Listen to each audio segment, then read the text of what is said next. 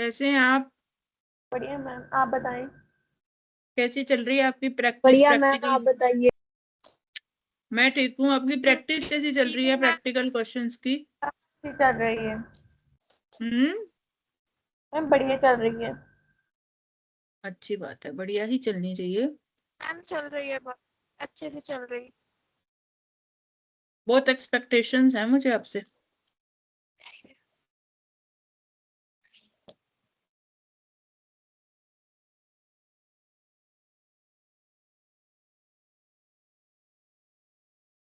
1 minute बेटा। Hello. Classes चल रही हैं। क्लास।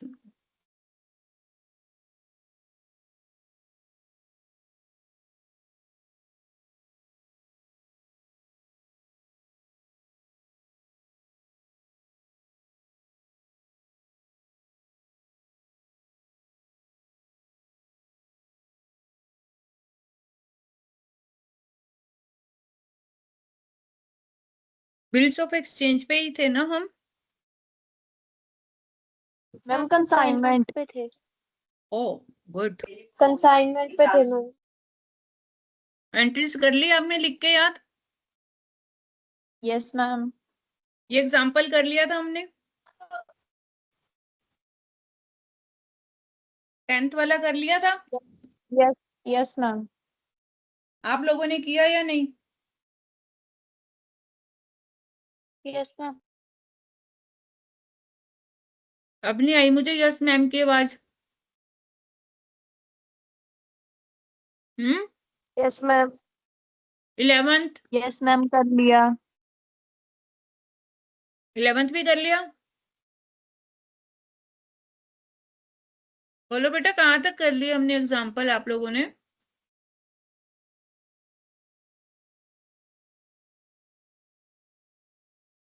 कुछ याद नहीं है आपको? मैम 10th तक की है। 10th तक की है। Yes ma'am.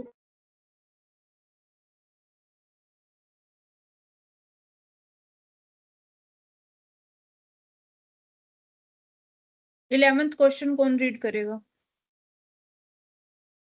मुस्कान, आप रीड करो 11th question.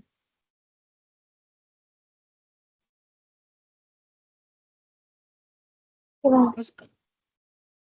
Yes ma'am. Muskan. Singhal Traders. Yes ma'am. पढ़ो पढ़ो, ठीक है। इसमें Singha Traders of Surat consigned 500 liters of edible oil, costing ₹32 each of and Limited of Mumbai. On the 1st February 2023, S Limited paid ₹5,000 as paid and insurance charges during the transit 200 liters were destroyed, for which the insurance company agreed to pay ₹5,000 in full settlement. Limited paid clearing charges ₹6,100, go down rent ₹300, and salesman salary ₹900. It was entitled to 6% ordinary commission and 4% and 4% hmm. DEL means क्या बोल रहे हो? ये जो DEL लिखा है इसका क्या मतलब है? Calculate commission. बताती हूँ, आप पढ़ो। Calculate commission. Calculate commission on sale. On 30 June 2023, Unlimited reported that 4,000 liters were sold at rupees 1,65,000 and 100 liters were lost due to evaporation. A customer who bought liquids of rupees 1,500 could pay only 40% of his amount. Unlimited paid its balance due by the check. So the consignment account in the book of Miss Single Traders. अब आप में से कोई consignment डेलक्रेट commission बताएगा क्या होता है? किसी को पता है?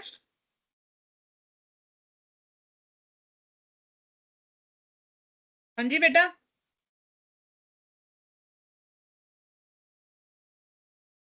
क्या आप में से किसी को डेलीगेट कमीशन पता है? बलविंदर सिंह बताइए क्या होता है? मैम ਕੰਸਾਈਨਰ ਨੂੰ ਦਿੰਦਾ ਜੀ ਡੈਲੀਗੇਟਡ ਕਮਿਸ਼ਨ ਜੀ। ਉਹਨੂੰ ਕਹਿੰਦਾ ਵੀ ਮੈਂ ਤੈਨੂੰ ਕਮਿਸ਼ਨ ਦੇ ਰਿਹਾ ਡੈਲੀਗੇਟ, ਤੇ ਜਿਹੜੇ ਵੀ ਬੈਡ ਡੈਟਸ ਹੋਣਗੇ ਉਹ ਤੂੰ ਆਪਦੇ ਪੱਲਿਓਂ ਪੇ ਕਰਨੇ ਆ, ਭਾਵੇਂ ਜ਼ਿਆਦਾ ਹੋਣ ਭਾਵੇਂ ਘੱਟ ਹੋਣ ਜੀ। वेरी गुड, बिल्कुल ठीक बताया। इसका मतलब ये होता है बेटा कि जब कंसाइनी उधार पे माल बेच रहा है, मुस्कान समझ आ रही है? Yes, ma'am.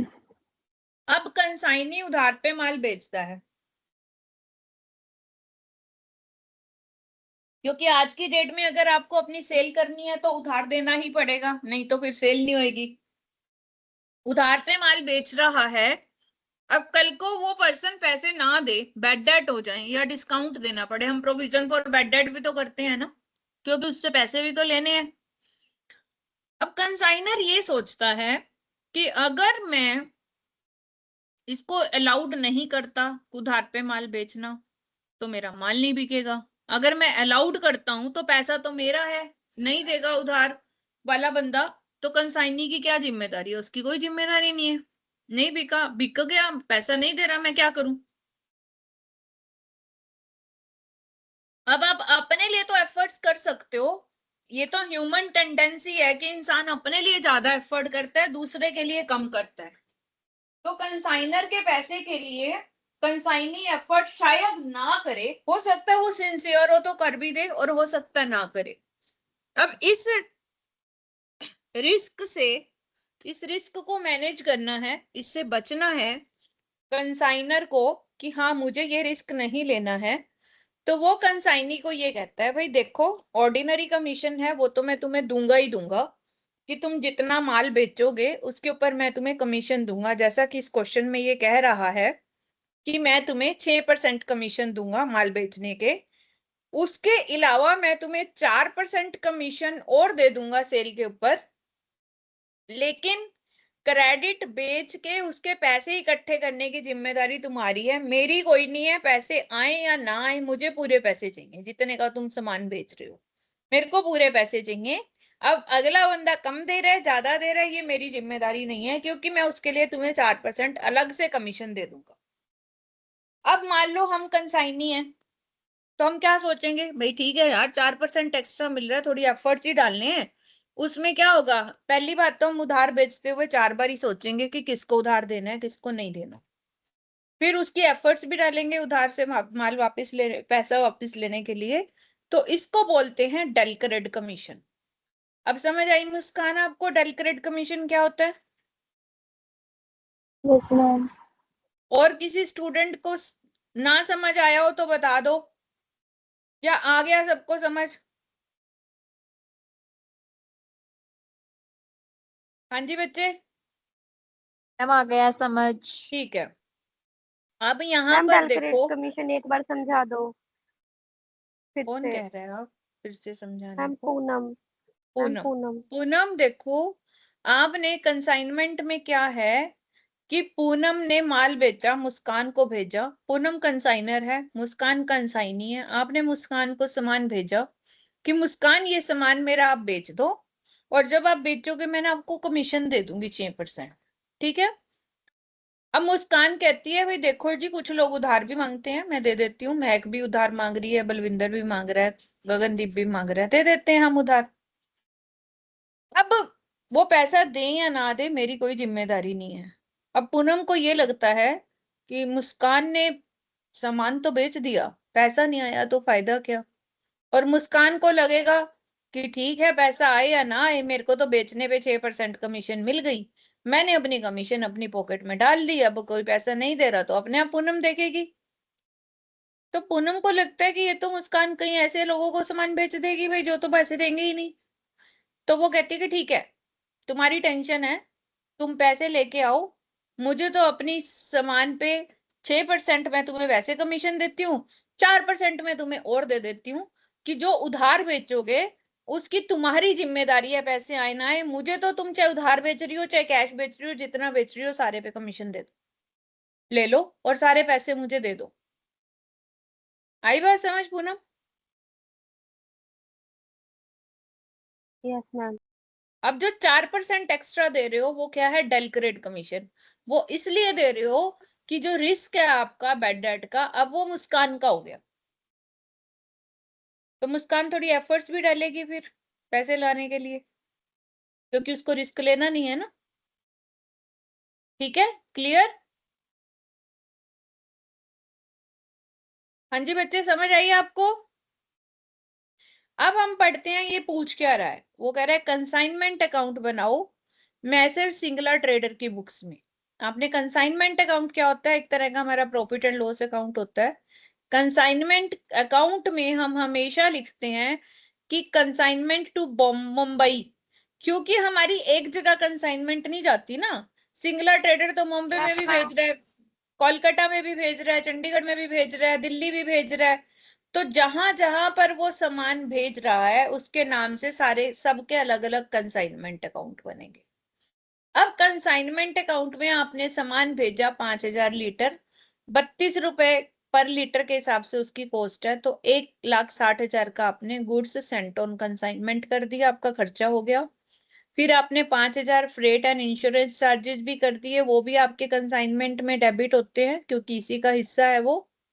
ठीक है, उसके अलावा ड्यूरिंग ट्रांजिट 200 लीटर जो है सामान आपका डिस्ट्रॉयड हो गया और इंश्योरेंस कंपनी ने आपको 5,000 दे दिए। अब यहाँ देखो, ड्यूरिंग ट्रांजिट आपका सामान खराब हुआ, तो पहले मुझे ये देखना है कि मेरा कितने का नुकसान हुआ।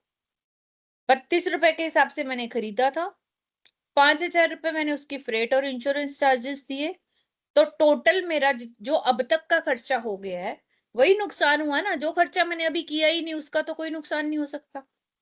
ये बात आपको समझ आई? हाँ मैम जी। हाँ, एक बार रिपीट कर दो, समझ नहीं आया आपका पॉइंट, क्लियर कर दो। देखो बेटा, आपने 1,60,000 रुपए का सामान भेज दिया, ठीक है?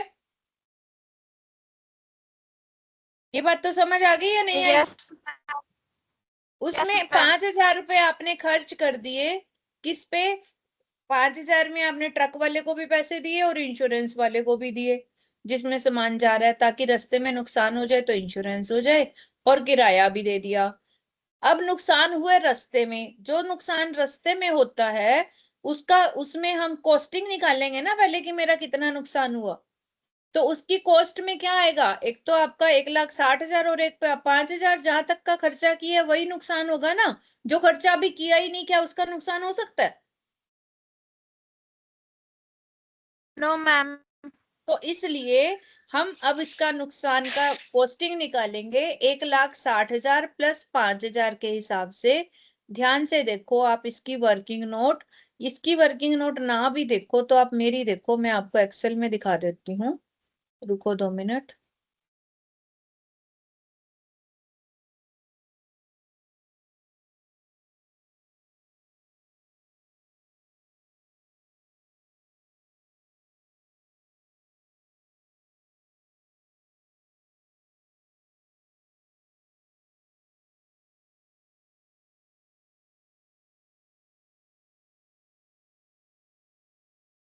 अभी तक आप कितना खर्चा कर चुके हो पहले ये देखो। 1,60,000 प्लस 5,000, कितना खर्चा कर दिया आपने? 1,65,000 खर्च कर दिया। दिख रही है एक्सेल सबको? Yes ma'am. Yes ma'am. अब जो 1,65,000 रुपए आपने खर्चा किया था वो कितने लीटर पेट्रोल का था? 5,000 लीटर पेट्रोल का था, या ऑयल जो भी है वट एवर। ठीक है, आपका नुकसान कितना हुआ? 200 लीटर का। तो अब यस मैम। इसकी अगर मैं निकालूं 1,65,000 रुपए के हिसाब से डिवाइडेड बाय 5,000, तो 1 लीटर का खर्चा कितना आएगा मेरा वो देखना है पहले मेरे को। 1 लीटर का खर्चा 33 रुपए पड़ गया, ठीक है? यस। और 200 मेरा खर्च हुआ है, 200 लीटर मेरा नुकसान हो गया रास्ते में। 33 रुपए के हिसाब से मेरा 6600 रुपए का नुकसान हो गया। और इंश्योरेंस कंपनी मैम। मुझे कितने पैसे दे रही है? इंश्योरेंस 5,000। कंपनी 5,000 दे रही है। 5,000। ठीक है, पहले तो हम अपना नुकसान देखते हैं कितना हुआ है। देखो 6,6600 रुपए का नुकसान हो गया। ठीक है, यस। अब यहाँ पर इंश्योरेंस कंपनी जो हमें दे रही है वो हमारा अलग फाइनेंस का पार्ट है, कंसाइनमेंट का उससे कोई मतलब नहीं है हमारा। तो जितना सामान जा रहा था उसमें से 6,600 का सामान नुकसान हो गया। ठीक है, वो हमारा प्रॉफिट एंड लॉस का पार्ट है कि हमें कितने पैसे मिल रहे हैं और कितना प्रॉफिट लॉस हो रहा है। अब आगे देखिए, जब सामान पहुंच गया बॉम्बे में एम लिमिटेड के पास, उसने 6,100 गोडाउन उसके खर्च किए क्लियरिंग के, 300 रुपए गोडाउन का रेंट दिया, 900 रुपए सेलमैन को दिए सैलरी के लिए। ठीक है, क्या क्या खर्च किया उसने? 6,100, 300 एंड 900, 7,300 खर्च कर दिया इसने। तो जिसने खर्च किया उसी के नाम से आएगा ना, एम लिमिटेड, उसने खर्चा किया। क्योंकि जो खर्चा कर रहा है जो आपका कंसाइनी, वो पैसे वापस लेगा ना सिंगला वाले से, भाई ये मैं खर्च कर रहा हूँ, क्योंकि उसकी जिम्मेदारी नहीं है ना ये खर्च करना, उसने तो सामान बेचना यस है बस। मैम। ठीक है, अब आगे देखिए आप। अब उसने 4,000 लीटर पेट्रोल बेच दिया और 1,65,000 रुपए का बेचा। तो यहाँ पर बाय एम लिमिटेड आ जाएगा, उसने सेल की 1,65,000 रुपए की। अब 100 लीटर जो है वो लॉस्ट हो गया ड्यू टू इवेपोरेशन। ठीक है, इवेपोरेशन में लॉस्ट हो गया, अब हम उसका भी नुकसान निकालेंगे। इवेपोरेशन को हम यहाँ अलग से नहीं लिखेंगे, क्या लिखेंगे हम, इसको देखो ध्यान से। अब आपका जो क्लोजिंग स्टॉक बच गया वो निकालना है। देखो 5,000 लीटर आपने लिया, 1,65,000 तक आपका 200 नुकसान हो गया, कितना बच गया? 4,800। इसका मतलब कंसाइनी के पास कितना सामान पहुंचा आपका? 4,800 लीटर पहुंचा उसके पास, यस मैम। और उसकी कॉस्ट थी 1,58,400। उसके बाद उसने 6,100 के खर्चे किए, वो ऐड हो गए, तो आपकी टोटल कॉस्ट आ गई 1,64,500। उसमें से 100 इवेपोरेट मैम। हो गया। हाँ जी, बोलो, कोई पूछना चाहता कुछ? मैम। हाँ बोलो, रमन कुछ कहना चाहते हो?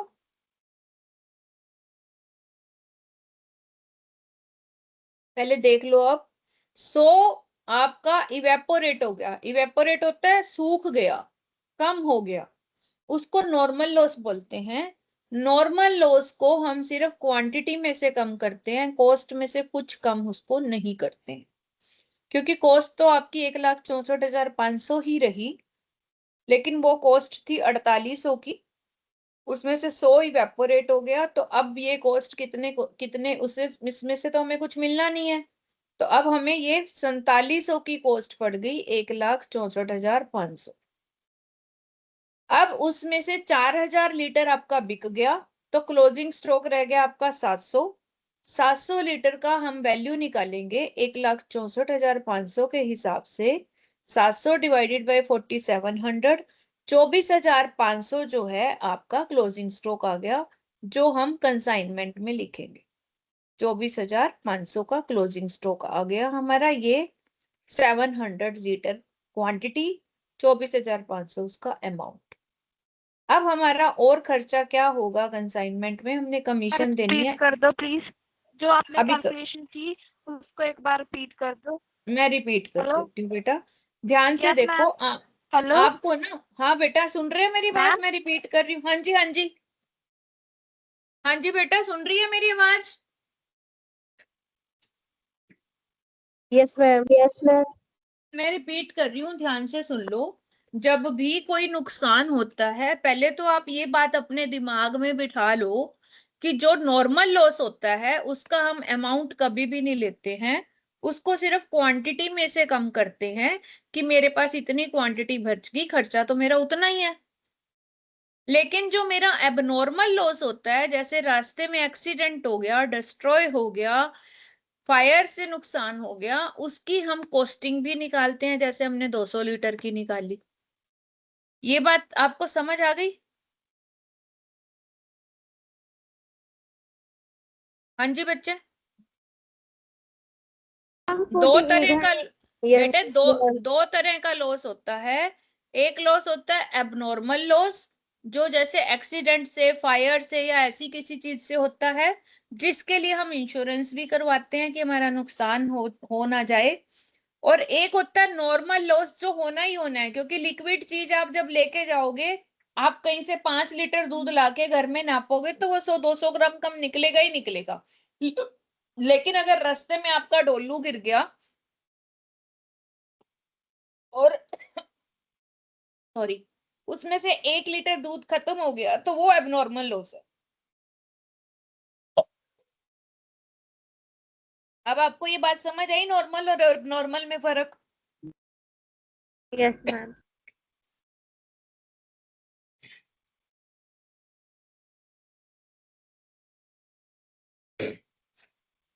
तो नॉर्मल लॉस की हम कभी भी वैल्यू नहीं निकालते, उसको सिर्फ क्वांटिटी में से कम कर देते हैं। लेकिन एबनॉर्मल लॉस की हम क्वांटिटी भी कम करते हैं और कॉस्ट भी कम करते हैं। ये बात समझ में आ गई?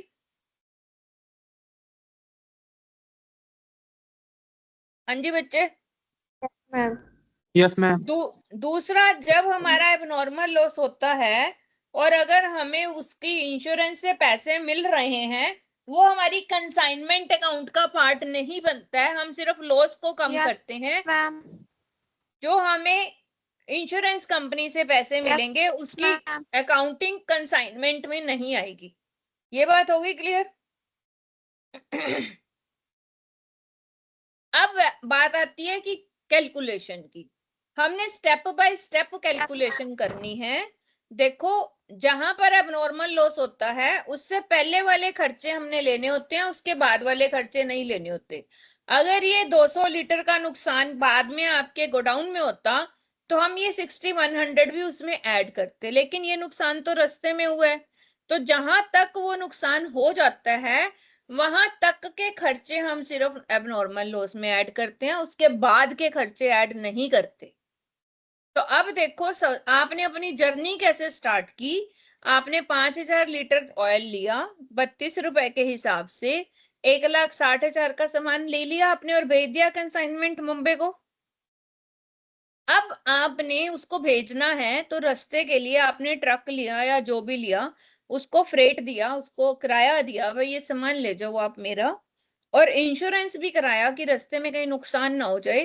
टोटल आपने 5,000 रुपए खर्च कर दिया, आपका खर्चा आ गया 5,000, वो भी उसकी कॉस्ट में ऐड हो जाएगा।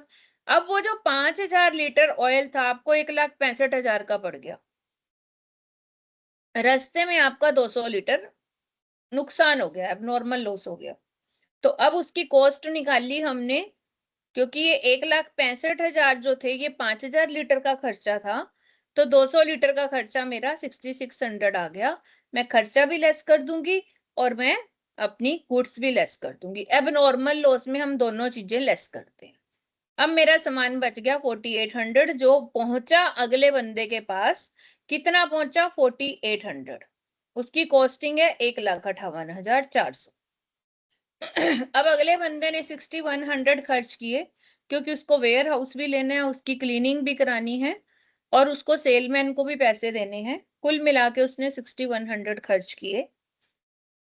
अब टोटल कॉस्ट पड़ गई 4800 की 1,64,500, क्योंकि ये खर्चे और जुड़ गए ना उसके अंदर। अब 100 लीटर तो इवेपोरेट हो गया, वो हमारा नॉर्मल लॉस है। नॉर्मल लॉस को हम सिर्फ क्वांटिटी में से माइनस करेंगे, उसकी अमाउंट नहीं लिखेंगे। तो अब हमारी टोटल कॉस्ट हो गई 4700 लीटर, 1,64,500 की हमारे को पड़ गया टोटल खर्चा 4700 का, क्योंकि अल्टीमेटली हमारे पास अब 4700 ही बचा है। अब 4700 जो खर्च हमारे पास बचा है उसकी कॉस्ट है 1,64,500। उसमें से 4,000 लीटर मेरा बिक गया। अब मेरे पास क्लोजिंग स्टॉक बच गया 700 लीटर। तो जो 700 लीटर मेरा बच गया उसकी कॉस्ट मेरी कैसे आएगी, 1,64,500 डिवाइडेड बाय 4,700, ये मेरी पर यूनिट कॉस्ट आ गई, इंटू 700 करूंगी तो 24,500 का मेरा क्लोजिंग स्टॉक आ गया। ये बात आपको अब समझ आ गई? Yes ma'am. ठीक है, तो आपने इंश्योरेंस के पैसे का कहीं कोई जिक्र नहीं करना है कंसाइनमेंट अकाउंट में, सिर्फ जो नुकसान हुआ है वो आपने लिख दिया। यहां तक आपके खर्चे आ गए थे। अब 1,65,000 रुपए की उसने सेल करी थी, तो 2M लिमिटेड को आपने 1,65,000 पे 6% ऑर्डिनरी कमीशन देना है और 4% आपने डेलक्रेड कमीशन देना है। दोनों मिला के 16,500 का उसको कमीशन देना है। बाकी का आपका प्रॉफिट बच गया जो आपने प्रॉफिट एंड लॉस में लेके जाना है। हो गया कंसाइनमेंट अकाउंट। आया समझ ये या नहीं आया बच्चे? Yes ma'am. अब हम Yes, अगला ma'am. क्वेश्चन देखते हैं। नेक्स्ट क्वेश्चन है हमारे पास, बी कंसाइंड 100 कैलकुलेटर्स टू ए। अब देखो ध्यान से हर चीज को समझने की कोशिश करो। बी कंसाइनर है, ए कंसाइनी है। बी ने ए को, आप इमेजिन किया करो कि मैं कंसाइनर हूं और किसी भी दूसरे स्टूडेंट को कंसाइनी समझ लो, या मुझे कंसाइनर समझ लो, खुद को कंसाइनी समझ लो। मैंने आपको, हर बंदा खुद को सोचे कि मैं कंसाइनी हूं और मैडम कंसाइनर हैं। इस तरह से इमेजिन करके आप क्वेश्चन को समझने की कोशिश करो। मैंने आपको 100 कैलकुलेटर भेज दिए कि हाँ बच्चे ये हर एक को भेज दिए मैंने। अब जितने भी बच्चे हो 15-20 बच्चे, सबको मैंने 100 कैलकुलेटर भेज दिए। हर एक का मैं अलग अलग अकाउंट बनाऊंगी, ठीक है। 100 कैलकुलेटर भेजे भाई, आप इस कैलकुलेटर को सेल करो। और मेरे को हर एक कैलकुलेटर की कॉस्ट पड़ रही है 190 रुपए। तो देखो सबसे पहले हम ये पढ़ने के बाद हम लास्ट में देखते हैं पूछ क्या रहा है। Show the ledger account in the books of both parties. अभी तक उसने पिछले क्वेश्चन में क्या पूछा था? सबसे पहले प्रोफेशनल बच्चा यहीं से पकड़ा जाता है कि उसको समझ आ रही है कि नहीं। इसने क्या कहा था? सिर्फ कंसाइनमेंट अकाउंट बनाना है सिंगुलर ट्रेडर की बुक में। तो हमने सिर्फ कंसाइनमेंट अकाउंट बनाया था और कुछ भी नहीं बनाया था। अब ये क्वेश्चन में आपसे पूछ रहा है कि दोनों की बुक्स में अकाउंट बनाना है, तो बी की बुक्स में कंसाइनमेंट अकाउंट बनेगा और ए का अकाउंट बनेगा, और ए की बुक्स में सिर्फ बी का अकाउंट बनेगा। पहले तो आपको ये बात समझ आ गई? हाँ जी बच्चे, यस मैम। इस बात को समझो। बी की बुक्स में कंसाइनमेंट अकाउंट बनेगा, कंसाइनमेंट टू ए, और गुड्स डैमेज अलग से बनेगा। अगर वो मैं बाद में बताती आपको, क्योंकि मैंने अभी पूरा क्वेश्चन नहीं पढ़ा। और ए का अकाउंट बनेगा, goods sent on consignment account बनेगा। और ए की बुक्स में आपका बी का अकाउंट बनेगा और डेटर अकाउंट बनेगा और कमीशन अकाउंट बनेगा। जो मैंने बोला है मैंडेटरी वो तो बनने ही बनने हैं, बाकी तो फिर मैं 1 बाय 1 स्टेप के हिसाब से आपको बता रही हूँ, ठीक है। अभी जो हमने क्वेश्चन पढ़ा है उसके हिसाब से बी की बुक्स में कौन सा अकाउंट बनना था? कंसाइनमेंट अकाउंट और ए का अकाउंट, और ए की बुक्स में बी का अकाउंट। समझ आ गई आपको ये बात? Yes ma'am. अब देखो, जो कंसाइनर होता है उसकी बुक्स में एक अकाउंट और बनता है हमेशा, goods sent on consignment account. छोटा सा अकाउंट होता है ये, बस आप बना दोगे। बस कैसे बनना है मैंने आपको बता देना है अभी। अब मैंने सारे लेजर अकाउंट पहले बना लेने हैं। मैं आपको क्वेश्चन करने का तरीका बता रही हूँ। मैंने दोनों की बुक्स में लेजर अकाउंट का फॉर्मेट बना लिया, समझ लो, इमेजिन करो। बना लिया आपने? हाँ जी बच्चे, समझ आई आपने कैसे करना है क्वेश्चन को? पहले आपने लेजर अकाउंट बना लेने हैं, खाली लेजर अकाउंट। फिर उसके बाद कैलकुलेशंस वो कह रहा है रुपी में करो। अगर कहीं डेसिमल में आंसर आ रहा है तो आपने उसको रुपीस में कन्वर्ट कर देना है। जैसे मान लो मेरे पास आया 111.70, तो मैं उसको क्या बनाऊंगी? 112। और अगर 111.20 आ गया तो 111। हाँ, जब जब 50 पैसे से कम होता है तो हम पीछे लेके जाते हैं, और जब 50 पैसे से ज्यादा होता है तो हम आगे लेके जाते हैं। ये नियरेस्ट रूपी का फंडामेंटल है। ठीक है, एज्यूम क्या करना है कि मैम? एक्सपेंसेस, हाँ जी मैम बोलो एक बेटा। बार रिपीट कर दो ये। मैम फंडामेंटल एक बार रिपीट कर दो। हाँ बेटा कुछ देखो, देर के मान लिए लो, आपकी हाँ मैं बता रही हूँ, मान लो आपको मैंने ये कह दिया कि आपने अपनी बुक्स में ऐसे में नहीं लिखनी है काउंटिंग, रुपीज में करनी है। अब मैंने आपसे 111 रुपए 20 पैसे लेने हैं, तो मैं 111 रुपए लूंगी। लेकिन अगर 111 रुपए 50 पैसे लेने हैं तो 112 लूंगी। मतलब 50 पैसे से कम पे अगर आ गए तो हम पिछले वाले में जाएंगे, 50 पैसे से ज्यादा आ गए तो एक आगे ले जाएंगे। ठीक है, मैम एक एग्जांपल दे के बता दो।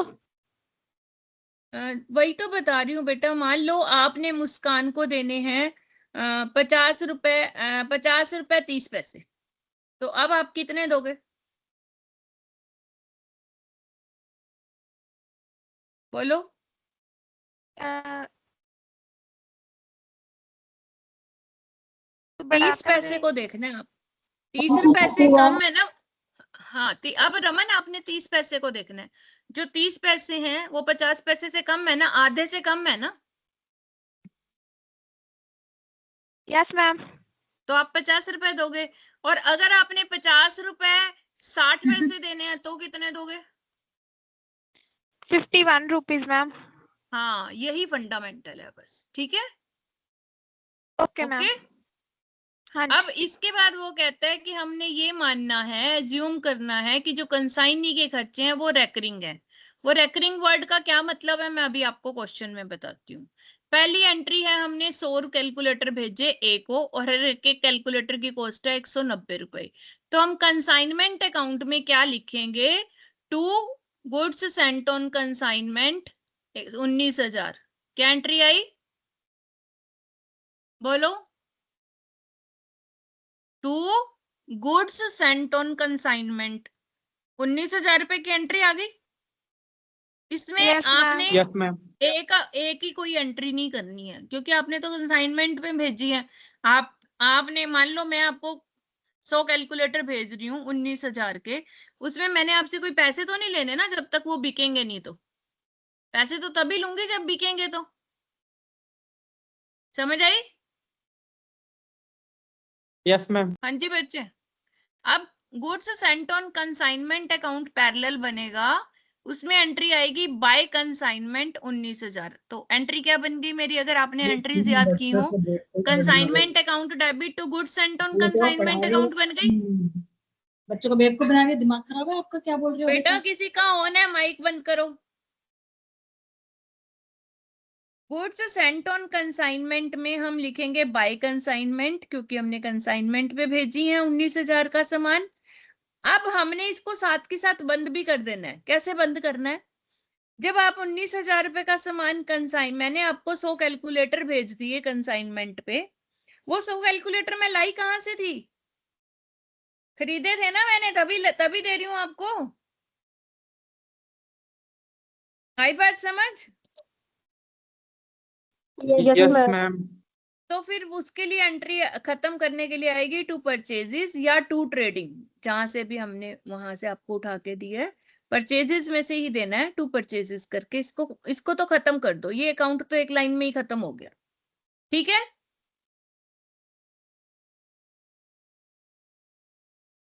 अब आगे देखो।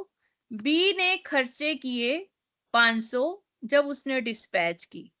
तो बी ने 500 खर्च किए, तो कंसाइनमेंट अकाउंट में आएगा टू कैश या टू बैंक 500 रुपए। यहाँ पर टू बैंक 500 रुपए खर्च कर दिए बी ने, हो गई एंट्री इसकी भी।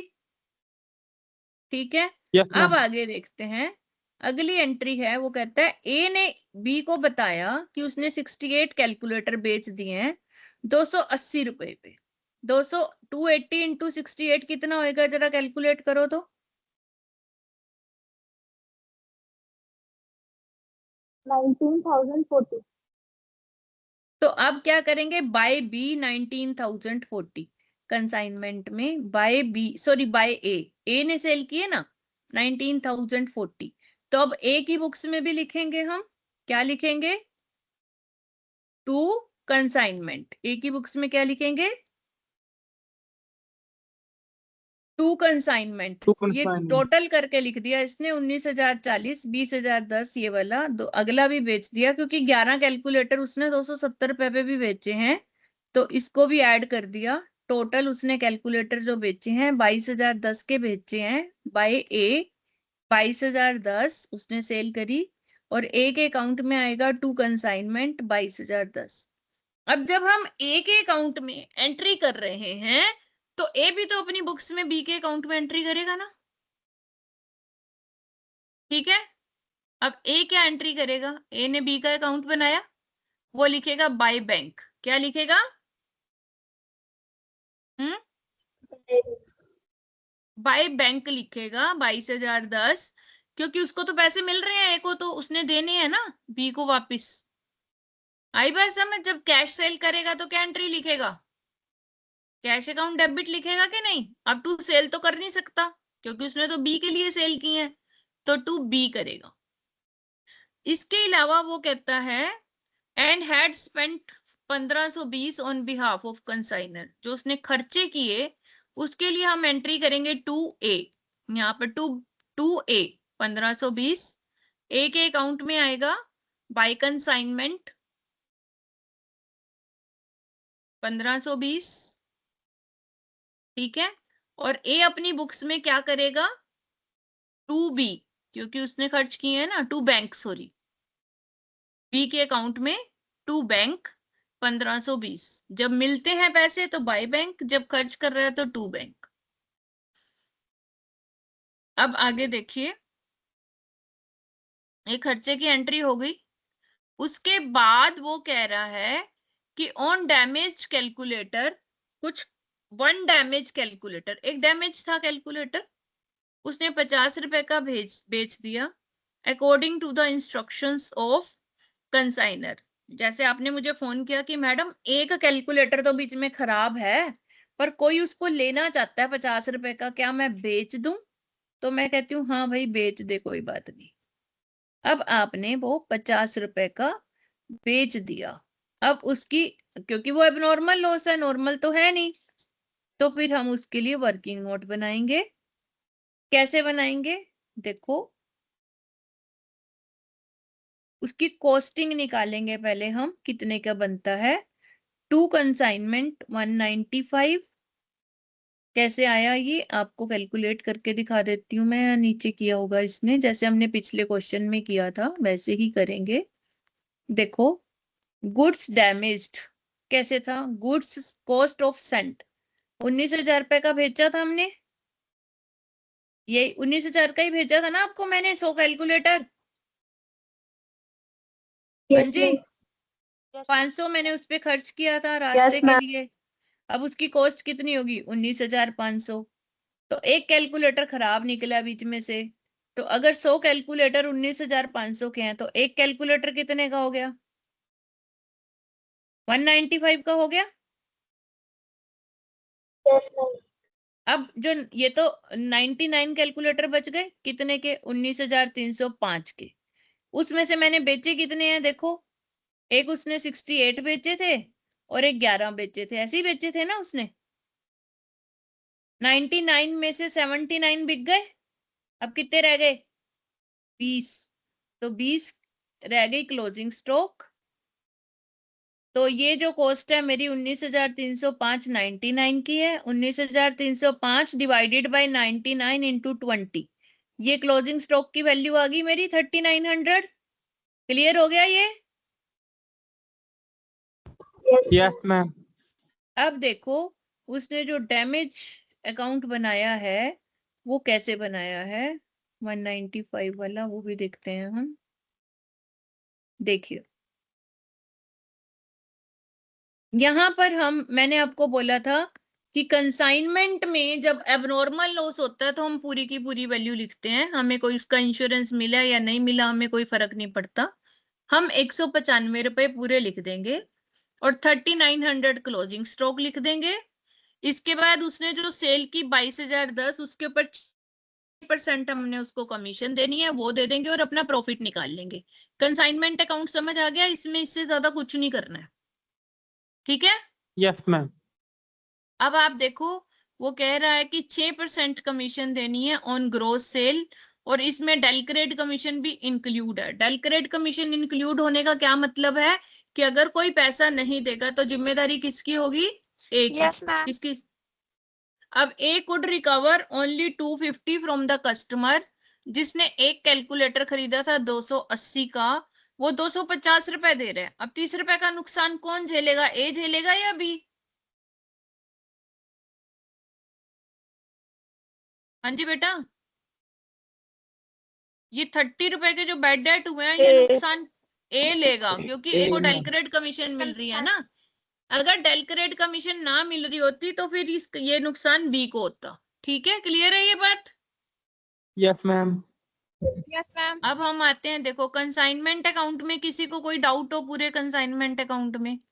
19,000 का मैम। आपने सामान बेचा, ये उसने सेल करी, ये हमारा डैमेज हो गया, ये क्लोजिंग स्टॉक आ गया, ये खर्चा जो ए ने किया था, ये खर्चा जो बी ने किया था, और ये हमारा टोटल कमीशन और बाकी प्रॉफिट। दूसरा अकाउंट है हमारा, क्योंकि डैमेज भी हुई है गुड्स, तो इसलिए हम गुड्स डैमेज अकाउंट भी बनाएंगे। जहां पर नुकसान एबनॉर्मल लॉस होता है वहां पर आपको ये अकाउंट बनाना है। ये अकाउंट कैसे बनाना है? देखो, आपको एक यहाँ पर 195 रुपए आ गए, क्योंकि यहाँ से टोटल हमने कॉस्टिंग निकाली थी। इसमें से आपको सेल करके कितने पैसे मिले? बाय ए ने आपको इन्फॉर्म किया कि 50 रुपए मिल गए। तो आपका या तो कभी कभी तो इंश्योरेंस कंपनी पैसे देती है, नहीं देती तो आपने स्क्रैप में बेच दिया वो सामान, स्क्रैप में भी वो आपका 50 रुपए का बिक गया। अब 50 रुपए का जब उसने बेचा तो उसके ऊपर 6% कमीशन भी लेगा भाई, वो 3 रुपए। वो यहाँ, अब वो कंसाइनमेंट में नहीं आएगी कमीशन, वो यहाँ आएगी जो डैमेज गुड्स की कमीशन होती है। ये बात का याद रखना, डैमेज गुड्स को अगर स्क्रैप में बेच रहे हो और वो कमीशन दे रहे हो तो वो कंसाइनमेंट अकाउंट में नहीं आएगी, वो गुड्स डैमेज्ड अकाउंट में आएगी। आई बात समझिए? Yes ma'am. ठीक है। अब देखो 195 का आपकी कॉस्ट थी, 3 रुपए आपने कमीशन दिए, 198 रुपए की आपको कॉस्ट पड़ गई। बिक रहा है 50 रुपए का, तो आपको 148 रुपए का लॉस हो गया, जो आपका प्रॉफिट एंड लॉस में जाएगा। ठीक है। अब गुड्स डैमेज अकाउंट में किसी को कोई डाउट है? No ma'am. अब एक पॉइंट जो इसने लिखा है, नोट आप ध्यान से पढ़ो। वो कहता है क्योंकि ग्रोस सेल लिखा हुआ है ना आपके ऊपर कि ग्रोस सेल पे आपने उसको कमीशन देनी है, अगर ग्रोस सेल ना लिखा होता तो हम ये 3 रुपए उसको कमीशन ना देते, गुड्स डैमेज पे जो कमीशन दिया ये ना देते। अगर सिंपल मैं इसमें ग्रोस हटा दूं और ये लिख दूं कमीशन ऑन सेल, तो फिर शायद उसको ये कमीशन ना मिले। ग्रोस का मतलब है टोटल सेल पे देना है, चाहे किसी भी तरह से उसने किया है, तो इसलिए उसको ये 50 रुपए पे कमीशन मिला। ये बात भी ध्यान रखनी है आपने, और इसको नोट में लिखना भी है कि हमने 3 रुपए क्यों दिए। आई बात समझ? Yes ma'am.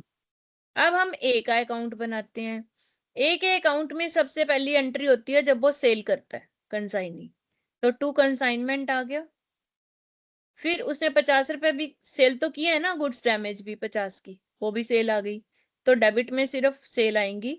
क्रेडिट में आएगा जो उसने खर्चे किए 1520 आपके बिहाफ पे, कमीशन आपने उसको 1321 कंसाइनमेंट वाली देनी है, 3 रुपए आपने डैमेज गुड्स वाली देनी है।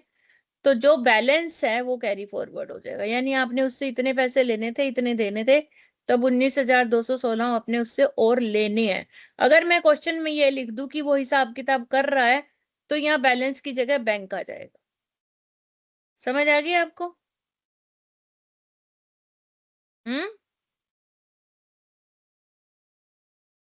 इसमें किसी को कोई डाउट है ये अकाउंट में? हाँ जी। No ma'am. अब जो ये ए अकाउंट है, ए की बुक्स में इसी का अपोजिट बी अकाउंट बनेगा। जो क्रेडिट में है वो डेबिट में आ जाएगा, जो डेबिट में है वो क्रेडिट में आ जाएगा, अपोजिट अकाउंट बन जाएगा। बिल्कुल बैलेंस यही आएगा, सेम टू सेम।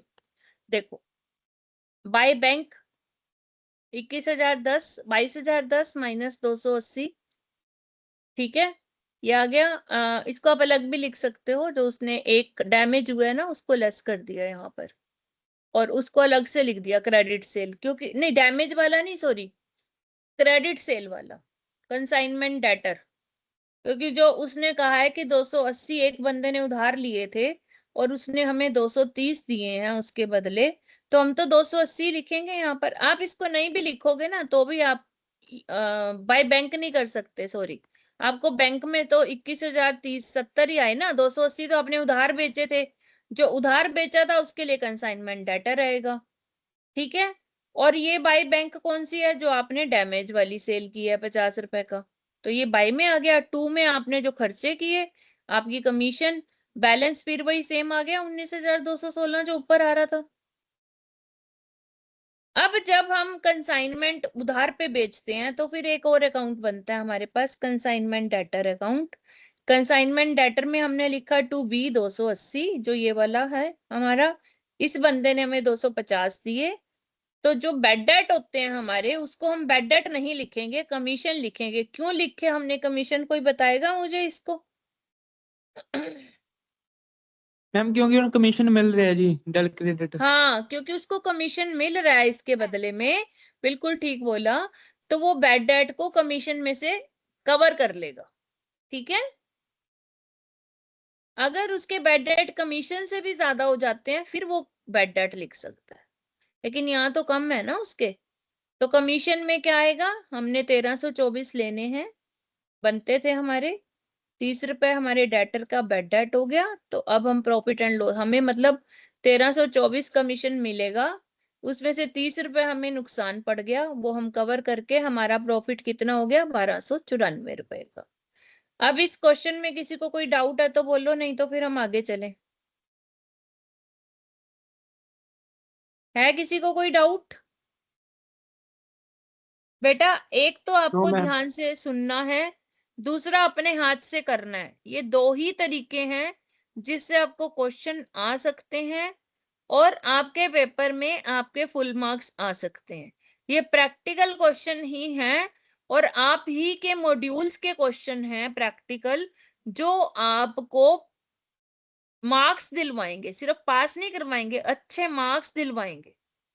और वो तभी होगा जब आप ध्यान से मेरी बातों को सुनोगे, समझोगे और खुद अपने हाथ से उन क्वेश्चंस को करोगे, नहीं तो कोई चांस नहीं है। अगर नहीं समझ आ रहा तो पूछो, नहीं पूछोगे तो फिर बैठे रहो चुपचाप से, फिर कुछ नहीं हो सकता। और अगर समझ आ रहा है तो नथिंग लाइक दैट। अब आगे देखिए, RG cellular of Kolkata consign 100 mobile set. देखो वहां पर हम क्या भेज रहे थे, कैलकुलेटर, यहाँ पर आप मोबाइल भेज रहे हो, सिर्फ इतना ही फर्क है, आपने भेज दिए। कॉस्ट जो है यहाँ 25,000 है, क्योंकि मोबाइल है तो महंगा होगा।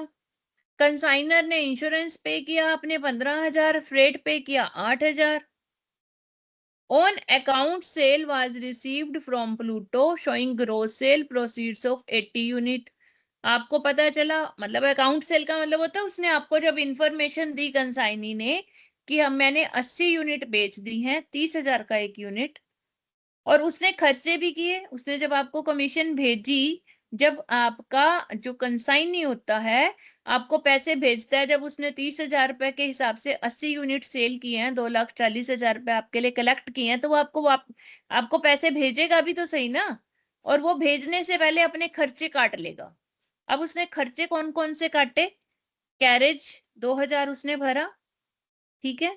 एस्टेब्लिशमेंट एक्सपेंसेस 10,300, इंश्योरेंस 24,000 और अपनी कमीशन उसने 25,000 काट ली, जो आपकी आपस में एग्री होगी। जो अनसोल्ड रह गए उसके पास, उसकी वैल्यू भी आपको दे दी गई 5,05,000। आपको सिर्फ जर्नल एंट्रीज करनी है। अब सबसे पहले क्वेश्चन को देखा करो, वो क्या पूछ रहा है आपसे, क्या पूछ रहा है, जर्नल एंट्रीज करो। किसकी बुक्स में, कंसाइनर की बुक्स में नहीं कह रहा, वो टेक्नो ट्रेडर्स कंसाइनी की बुक्स में कह रहा है। ये बात ध्यान रखना है आपने, कई बच्चे कंसाइनर की एंट्रियां करके आ जाएंगे। That maintain consignment in word account. अब आप कंसाइनमेंट इन वर्ड अकाउंट बनाएगा, ये सब कंफ्यूजन के लिए लिखा होता है, इसी में गलतियां करते हैं बच्चे। मैं आपको फिर से बता रही हूँ, क्वेश्चन को वो पूछ क्या रहा है इसको ध्यान से देखना है। ये नहीं कि कंसाइनमेंट का क्वेश्चन है, उठाया कंसाइनमेंट अकाउंट बनाया और हमारा काम हो गया। अब देखो कंसाइनमेंट इनवर्ड अकाउंट कब बनता है? जब कंसाइनी अपनी बुक्स में कंसाइनमेंट अकाउंट रखता है। कंसाइनर को कहता है, कंसाइनर कहता है भाई तू ही रख ले हिसाब किताब, ठीक है। अब हम जब गुड्स सेंट ऑन कंसाइनमेंट भेजते हैं तो क्या एंट्री करते हैं? यहाँ पर ट्विस्ट क्या है, इस बात को ध्यान से सुनो समझो। बुक्स कौन बना रहा है? कंसाइनी। लेकिन किसकी तरह बना रहा है? कंसाइनर की तरह, क्योंकि कंसाइनर ने ये कह दिया, मैंने आपको ये कह दिया कि बेटा मैं आपको मोबाइल भेज रही हूँ, आप इसको बेचो, खर्चे करो, कुछ भी करो, जो पैसे मिल रहे हैं अपने खर्चे काट के मुझे वापस दे दो, और मेरा कंसाइनमेंट अकाउंट भी तुम बनाओ कि कितना मुझे उससे प्रॉफिट हो रहा है, कितना लॉस हो रहा है, बना के मुझे भेज दो साथ में। तो उसको हम कंसाइनमेंट अकाउंट की तरह ही बनाएंगे, लेकिन नाम क्या देंगे? Consignment inward. इनवर्ड से ये पता चलेगा कि वो कंसाइनी बना रहा है। पहले तो बताओ ये बात समझ आई आप लोगों को? Yes ma'am. ठीक है। अब जैसे Yes, ma'am. आपने बिल्कुल वैसे ही बनाना है कंसाइनमेंट अकाउंट। कंसाइनमेंट अकाउंट की एंट्री क्या होती है? Consignment account debit to goods sent on consignment करता है कौन? करता है कंसाइनर। लेकिन कंसाइनी तो गुड्स सेंट कर नहीं रहा, वो तो रिसीव कर रहा है। और किससे रिसीव कर रहा है? आरजी सेलुलर से, कंसाइनर से। तो उसने सामान लिया, consignment inward debit to RG cellular, 25 lakh का सामान ले लिया उसने। ये बात क्लियर हो गई यहां तक? Yes ma'am. अब आगे देखो, क्योंकि 25,000 का एक मोबाइल था ना, 100 मोबाइल थे तो 25 लाख हो गए।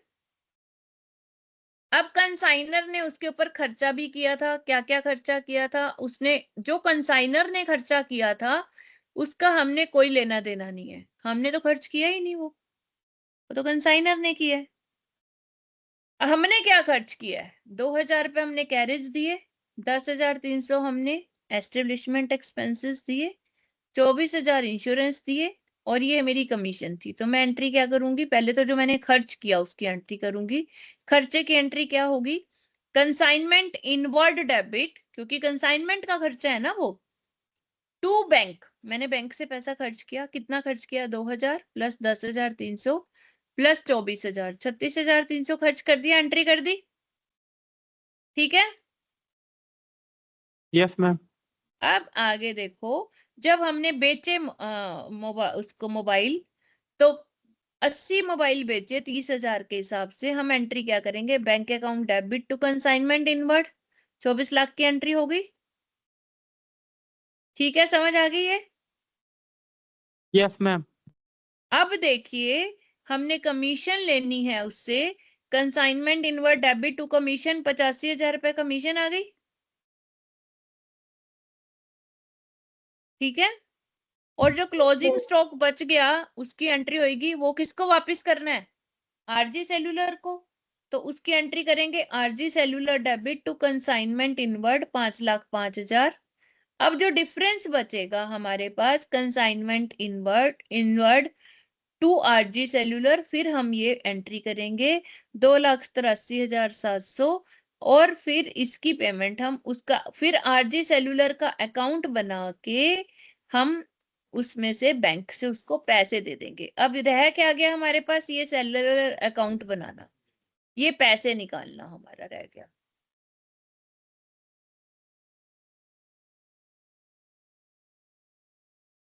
और ये निकालने के लिए आप इसका अकाउंट बना सकते हो।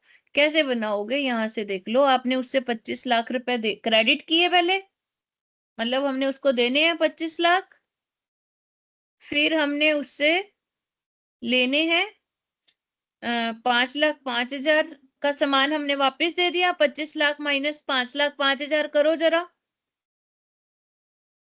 कैलकुलेट करो, 19,95,000 रह गया। Yes, ma'am. और ये बैलेंस ट्रांसफर करेंगे 19 लाख में, फिर ये उसको क्रेडिट कर दिया, प्लस कर दो 2,83,700। तो आ गया आपके पास 22,78,700। Yes, ma'am. तो ये आप उसको दे दोगे, क्योंकि आपने उसका सामान बेचा है ना, ये उसका हिसाब किताब हो जाएगा अकाउंट का, और उसको बेच दे दोगे, और आपकी जर्नल एंट्रीज खत्म हो गई।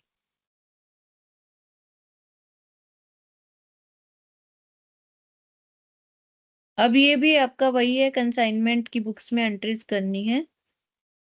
अब बेटा एक एक क्वेश्चन करवाऊं यहाँ पे या फिर आप लोग कुछ ट्राई भी करोगे घर पे? हम ट्राई करेंगे। ट्राई करेंगे मैम। देख रही हूँ कितने क्वेश्चन हैं, आपको दे सकती हूँ या नहीं दे सकती, कितने करवा सकती हूँ 9:30 बजे तक।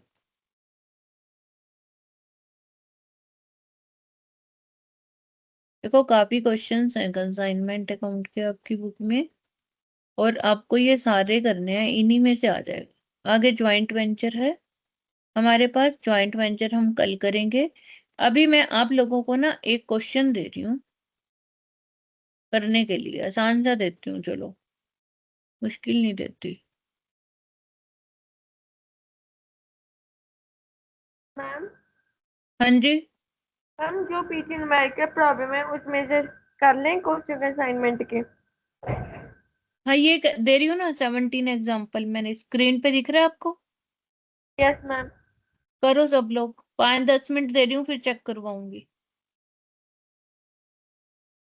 ये करो आप 17 एग्जाम्पल, 10 मिनट दे रही हूँ आप लोगों को करने के लिए।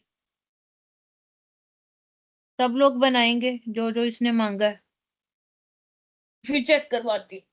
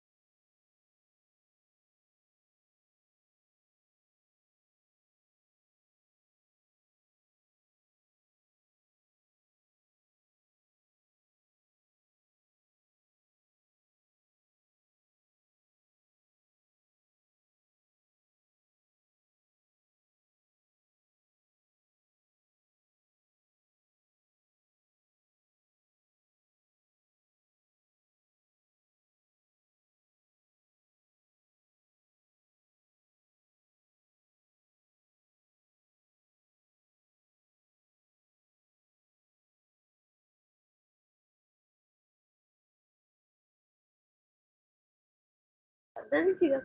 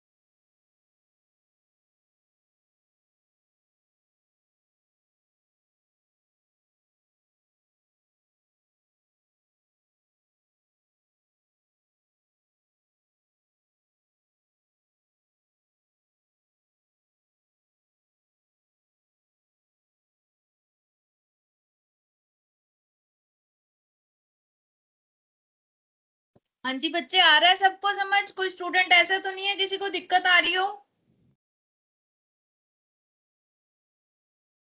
हेलो बेटा, आप में से कोई स्टूडेंट ऐसा तो नहीं है कि किसी को दिक्कत आ रही है कि हो रहा है आपसे?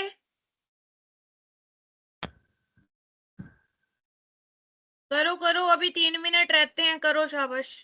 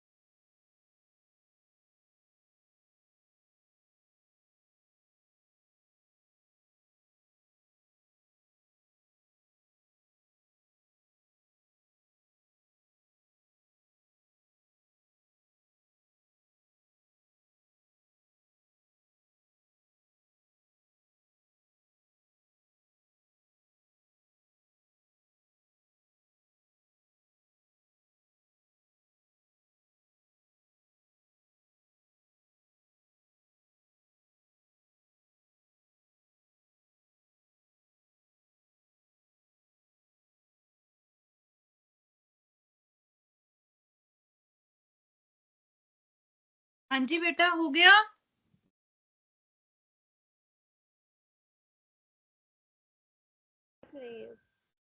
हाँ जी गगन, हो गया? मैम वो तो डाउट आ ਰਿਹਾ ਜਿਹੜਾ ਆਪਾਂ ਗੁੱਡ ਸੈਂਟੈਂਸ ਅਸਾਈਨਮੈਂਟ ਆ ਉਹ ਤੇ ਪੁਆਇੰਟ ਆ ਉਹਦੇ ਵਿੱਚ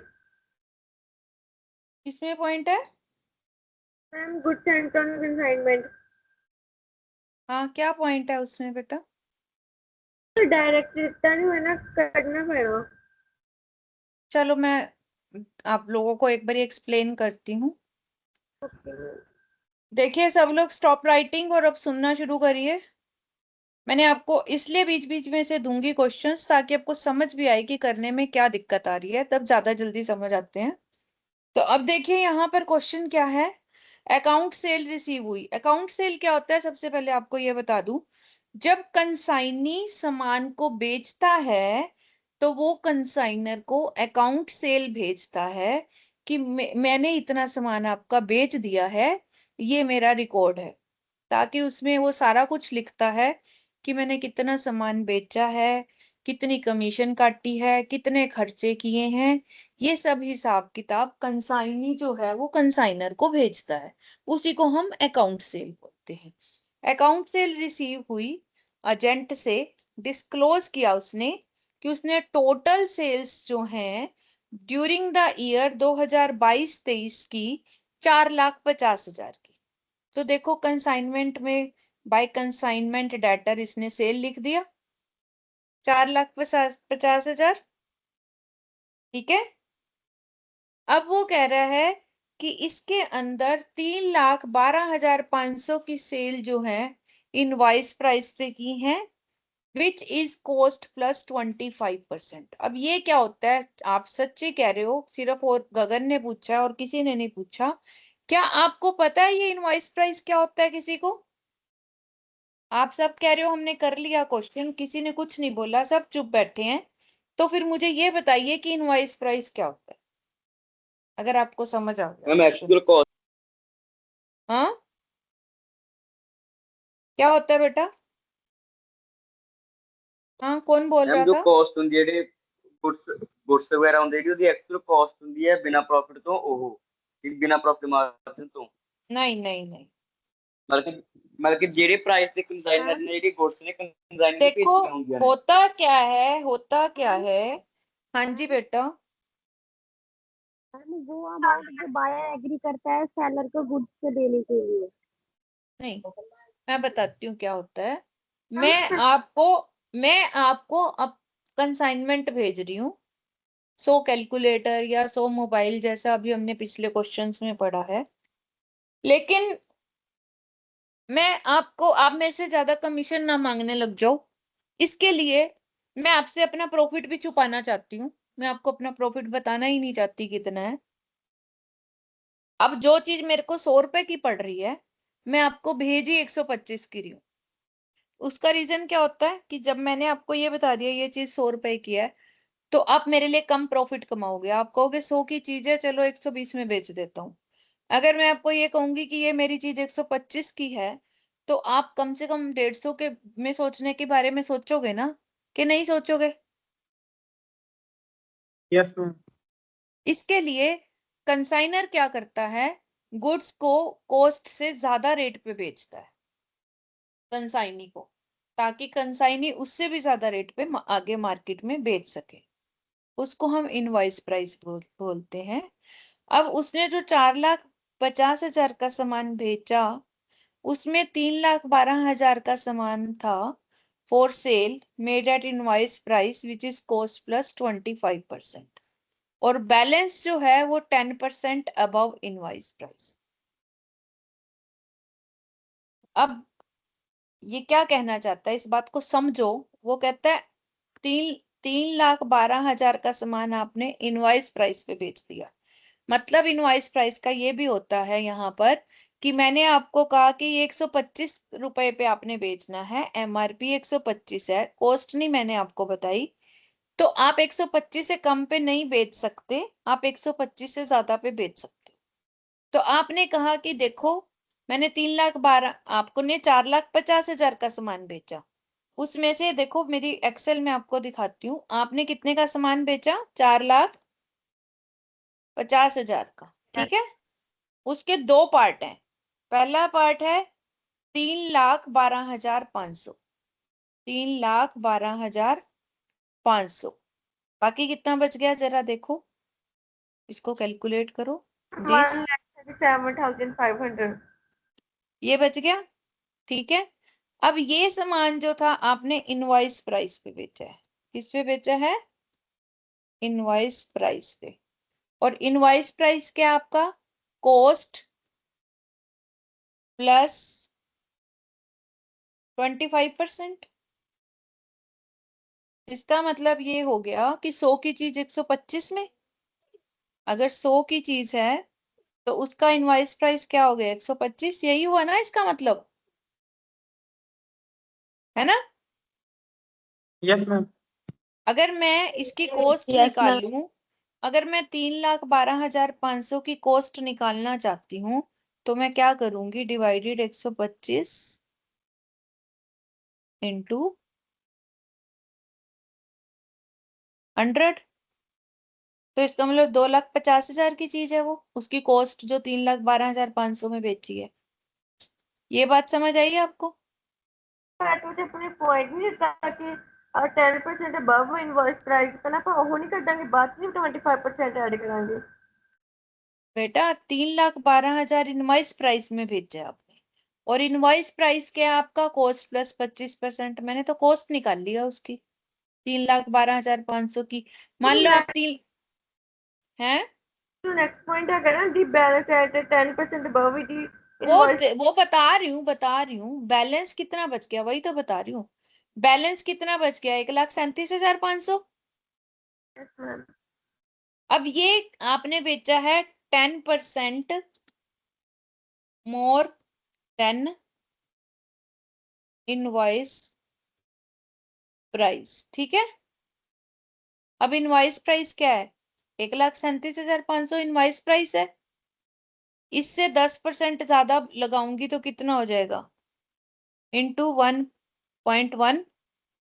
तो इसका मतलब नहीं, 4 लाख, हाँ सॉरी, ये गलत कर दिया मैंने। 1,37,500 का आपने जो सामान बेचा है वो इनवॉइस प्राइस का 10% ज्यादा पे बेचा है, यानी कि 110 पे बेचा है। तो इसका पहले मैं इनवॉइस प्राइस निकालूंगी, ठीक है? इसका इनवॉइस प्राइस क्या आएगा? This divided 110 into 100। ये आ गया इसका इनवॉइस प्राइस। कितना क्या आ गया? ये 1,25,000। इनवॉइस प्राइस आ गया ना ये तो, ठीक है? अब इनवॉइस प्राइस से अगर मैं कॉस्ट निकालती हूँ तो वो भी तो 25% ज्यादा ही है ना। तो कॉस्ट कितनी आएगी? 1,25,000 डिवाइडेड बाय 125 इंटू 100। तो इसकी कॉस्ट आएगी 1,00,000। क्या आएगी? एक मिनट बेटा। हेलो, हाँ जी ममता।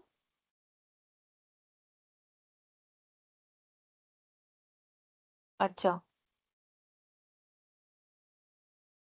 हाँ, मैं ना थोड़ी देर में आपको फिर कॉल करती हूँ, ठीक है? पूछ के बताती हूँ सारा। ठीक है बेटा, समझ आई आपको ये बात?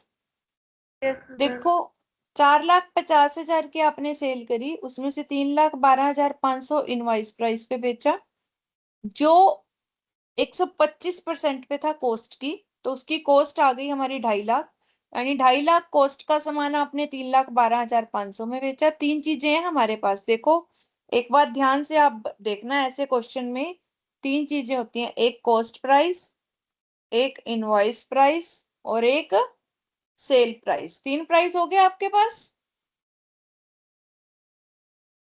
हाँ जी बेटा, Yes, ma'am. यहाँ से देखो, इस चीज को समझने की कोशिश करो। मैं ऊपर का सारा हाइड कर रही हूँ। अब आपके पास 3 चीजें हैं, मैं इनको बोल्ड कर देती हूँ।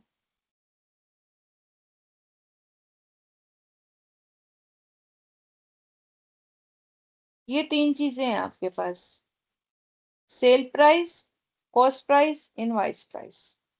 जब तक ये समझ नहीं आएगा आपको क्वेश्चन समझ नहीं आएगा। एक बार ध्यान से देख लो, आपने सेल करी टोटल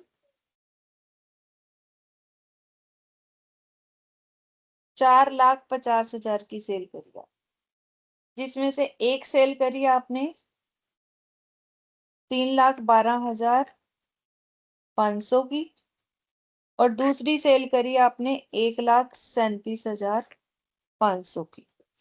ये बात समझ आ गई? ये तो सेल वाला पॉइंट हो गया हमारा पूरा, ठीक है? हाँ जी, ठीक है बच्चे। Yes ma'am.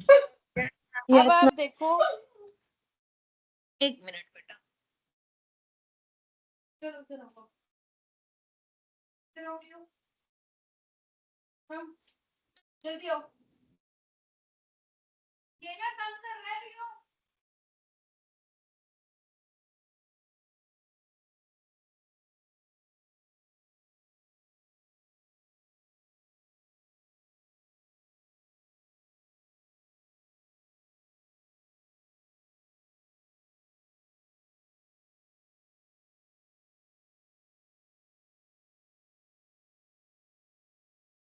चलो जाओ बाहर।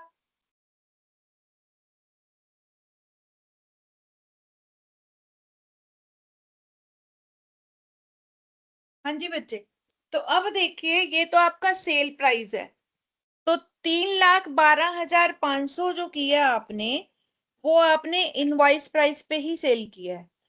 ये बात समझ आ गई? हाँ, yes, ma'am. और उसकी कॉस्ट है 2,50,000।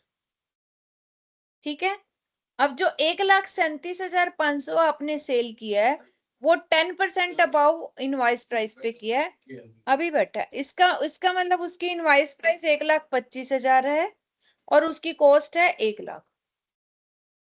अब ये बात समझ आई आप लोगों को? यस हाँ जी मैम। अगर आप इसका टोटल करते हो तो 3.5 लाख का सामान आपने बेचा, जिसकी इनवॉइस प्राइस 4,37,500 थी, और बेचा है आपने 4,50,000 रुपए में। ये आपका पूरा चार्ट बन गया। जब ये चार्ट समझ आ जाएगा तो क्वेश्चन भी समझ आ जाएगा। अब आगे देखता है, अब उसने खर्चे किए, 5,000 रुपए खर्चे किए, जिसमें से 1,800 रुपए जो रेकरिंग नेचर के थे, फॉरवर्डिंग एक्सपेंसेस थे कंसाइनर के, जो कंसाइनर ने किए थे 2,400 रुपए के थे। एजेंट ने बैलेंस जो था वो बैंक ड्राफ्ट से जमा करा दिया, उसने अपने खर्चे काट लिए। 5% कमीशन मिलना था उसको ग्रोस सेल पे। बैड डेट हुए 250, और bill payable accepted by him 10,000। ठीक है, the value of unsold stock 50,000। आपने कंसाइनमेंट अकाउंट बनाना है। देखो सारा गेम यहाँ इसी का था कि जो आपने ये बनाना था, goods sent on consignment. Goods sent on consignment 5,00,000 उसने दिया हुआ है, हमें नहीं दिया ना। वो कैसे निकाला आपने? देखो 4,50,000 का आपने सामान बेच दिया, ठीक है, और 50,000 का स्टॉक बचा हुआ है आपके पास, तो कितना हो गया? हाँ जी बेटा, 5 lakh. हाँ 5,00,000 हो गया।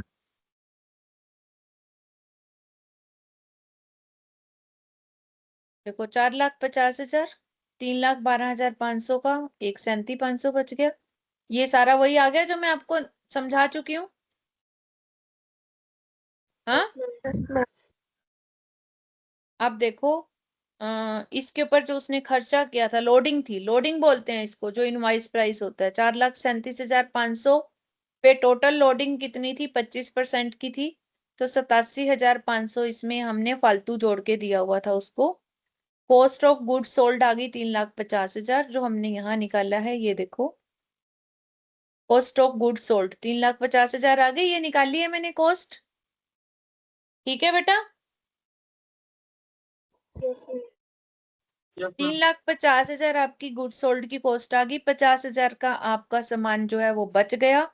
तो जो आपने सामान भेजा था कंसाइनमेंट में, इसको आप छोड़ दो, 87,500 में कंफ्यूज मत हो, वो मैं बाद में समझा दूंगी। पहले आप ये देखो कि 3,50,000 रुपए की आपने सामान कॉस्ट की बेच दी, 50,000 कॉस्ट का सामान आपके पास बच गया, कितना टोटल हो गया? 4,00,000। 4,00,000 का सामान अगर आप भेज रहे हो किसी को और उसमें 25% बढ़ा के भेज रहे हो, तो इनवाइस प्राइस 1,00,000 उसके ऊपर जुड़ेगा, तो 5,00,000 का हो जाएगा वो। Yes, ma'am. Yes ma'am. यहां से निकाला इसने goods sent on consignment account. ठीक है, ये goods sent on consignment account 5,00,000 आ गया। ठीक है, अब आपने उधार भेजा, क्रेडिट बेचा, उसने बोल दिया आपको 4,50,000 रुपए का आपने सामान बेचा। देखो वो कह रहा है disclose that sales this invoice price balance is expenses, the agent remitted the balance through bank draft, commission,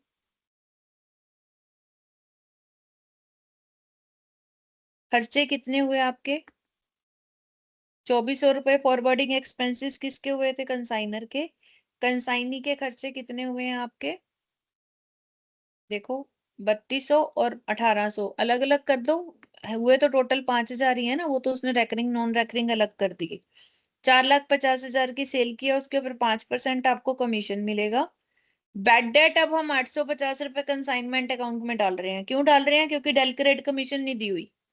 ये बात समझ आई आपको?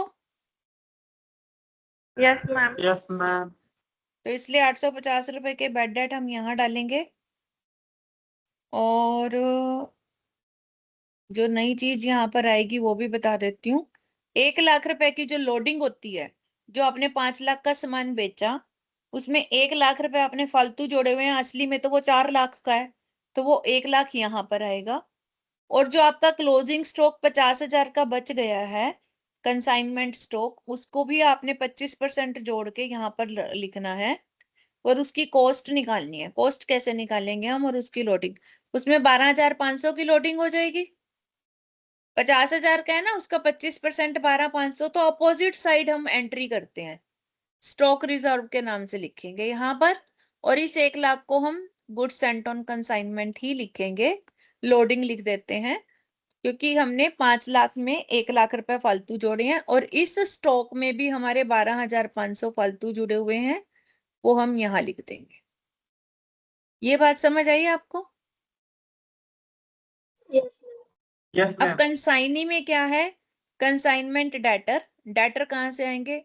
4,50,000 तो हमने माल बेचा, 850 रुपए पैसे नहीं दे रहे लोग, तो 4 लाख जितने पैसे दे रहे हैं हम उतने ही देगा ना कंसाइनी तो हमें, क्योंकि अब तो उसने डेल क्रेड कमीशन तो ली नहीं। अगर डेल क्रेड कमीशन होती तो वो पूरे देता पैसे, अब उसने नहीं ली तो वो पैसे काट के देगा। समझ आई आपको ये बात? Yes ma'am. यस। 10,000 के उसने बिल एक्सेप्ट किए थे, वो बिल रिसीवेबल हो गया। खर्चे उसके 5,000 के थे, कमीशन उसकी 22,500, ये डिफरेंस बच गया जिसका वो आपको बैंक ड्राफ्ट बना के देगा। अब आती है क्लोजिंग स्टॉक की बारी, जो हमने निकालना है। ये हमने निकाल लिया 3,37,500, इसका कुछ नहीं करना आपने। स्टॉक पे आओ, 50,000 का आपका स्टॉक बचा है, उसमें 12,500, 50,000 तो उसकी कॉस्ट है, 12,500 की लोडिंग है, 25% के हिसाब से 62,500 प्लस अब जो खर्चा किया कंसाइनर ने टोटल खर्चा किया था 2,400 रुपए का, और वो 2,400 रुपए उसने किए थे, 3,200 रुपए कंसाइनी ने किए थे। हाँ, जो रेकरिंग नॉन रेकरिंग अलग करते हैं ना, वो भी मैं आपको बता दूं। जो रेकरिंग खर्चे होते हैं वो क्लोजिंग स्टॉक में ऐड नहीं होते, सिर्फ नॉन रेकरिंग ऐड होते हैं, ये भी आप पॉइंट याद रख लेना। नॉन रेकरिंग 3,200 है, 2,400 और 3,200 टोटल करके भी आप निकाल सकते हो। 62,500 डिवाइडेड बाय 5 लाख, तो ये इसकी प्रोपोर्शनेट खर्चे ऐड हो जाएंगे, 63,200 का आपका स्टॉक आ जाएगा। यहां से आया आपका क्लोजिंग स्टॉक। ठीक है, तो इसके साथ में आज ये कंसाइनमेंट के सारे क्वेश्चन आपको देती हूँ, जितने भी इसके हैं आपने करने हैं घर पे। और नेक्स्ट क्लास में जिसका भी डाउट होगा हम डाउट लेंगे, उसके बाद ज्वाइंट वेंचर पे कंटिन्यू करेंगे आगे। ठीक है, okay, okay ma'am. Bye, yes good ma'am. Night. अब good bye night. Ma'am. Good night.